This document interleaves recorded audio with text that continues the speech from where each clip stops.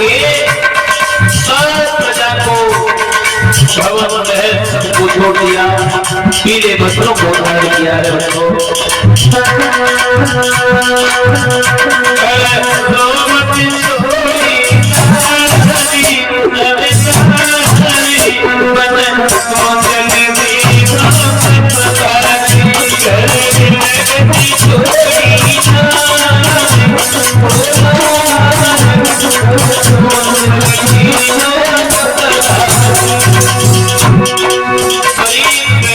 बच्चों किया है महाराज परीक्षा साधु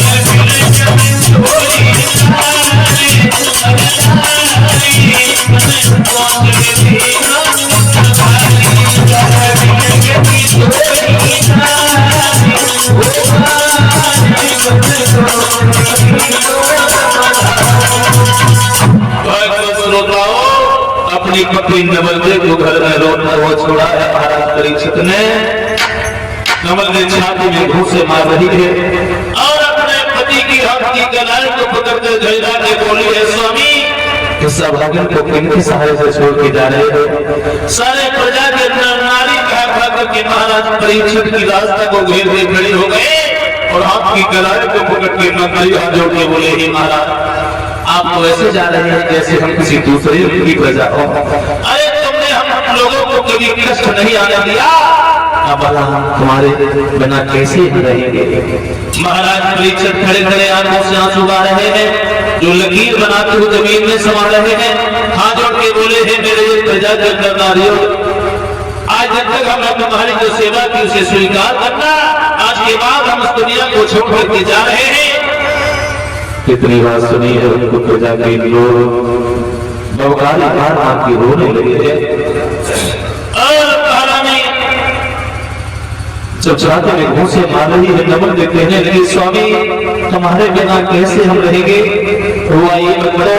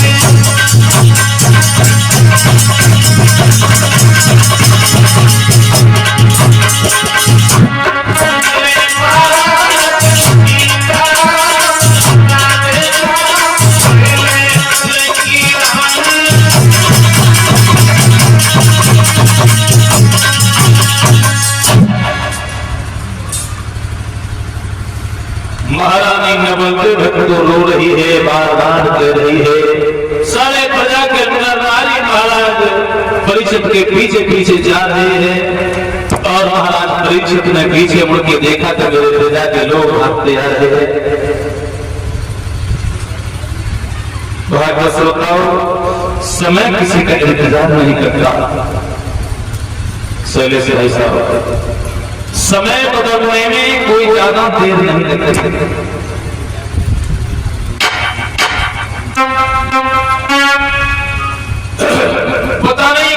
से समय, कौन से दिन, कौन सी मोड़ पर तुम्हारा समय खराब हो जाता है। राजा से भिखारी बनने में ज्यादा देर नहीं लगती और भिखारी से राजा का मंडी भी हो जाता नहीं लगती।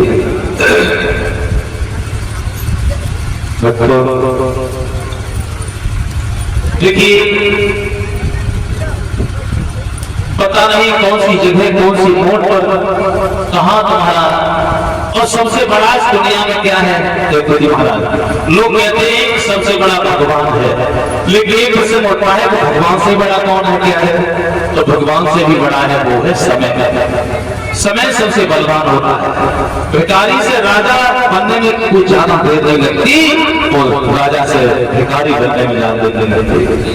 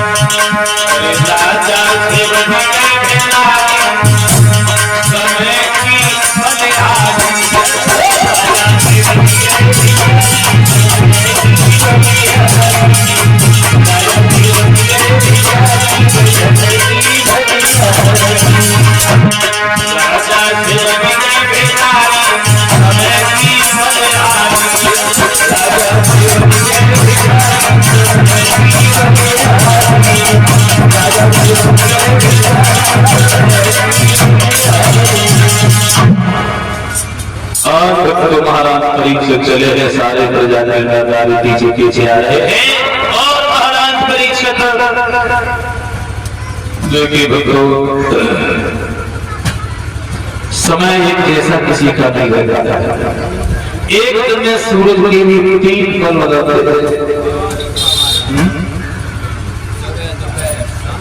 एक दिन रावण ने दसौग सजीत लई, एक दिन दसौ शीस पड़े रहे। एक दिन अर्जुन ने महाभारत जीत लो, एक दिन गोपिका लूट लई वन में।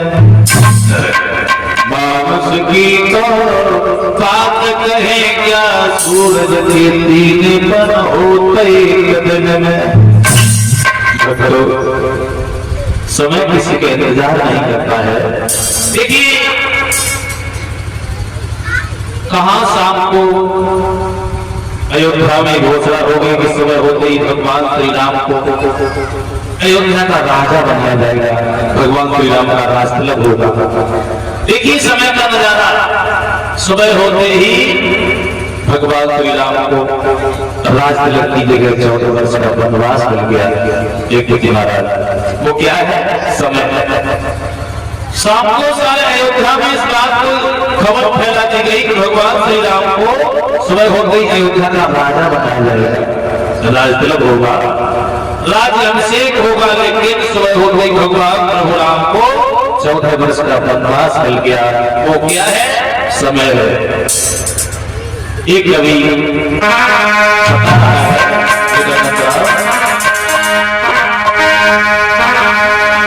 विधाता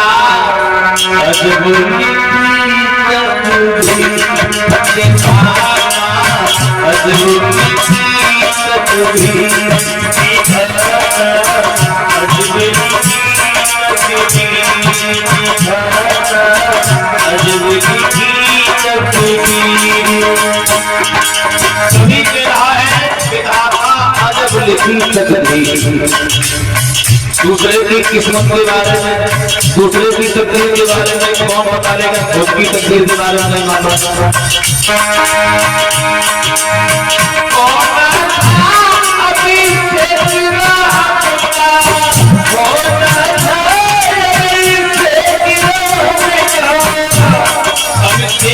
यानी भगवान श्री राम का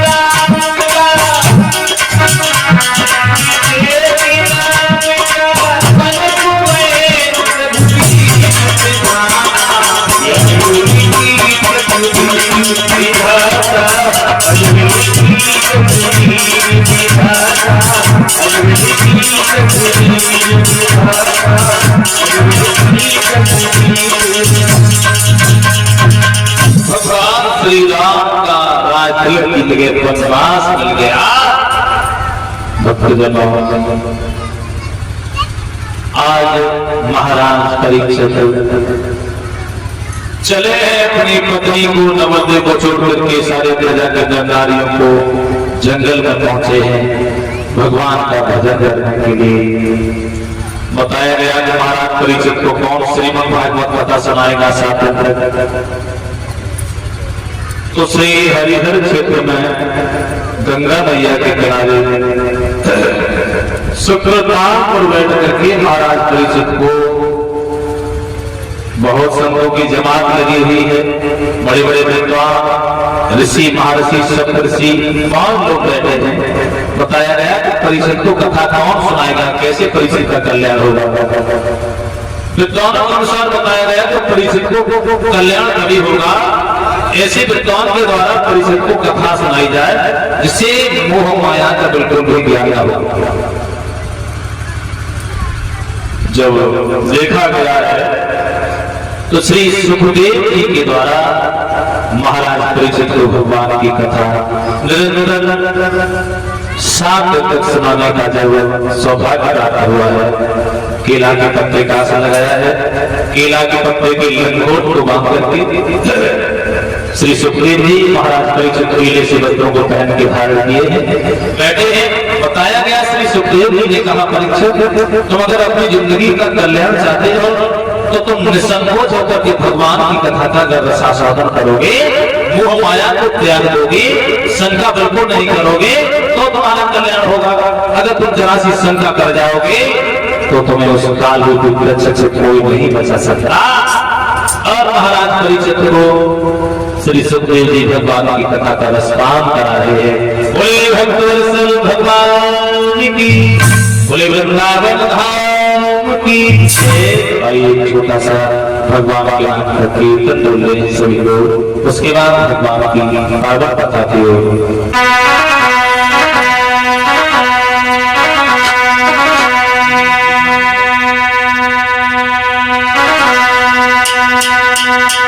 देखिए, कीर्तन बोलना ये भी एक भक्ति होती है, इसलिए कीर्तन सभी लोग बोलो।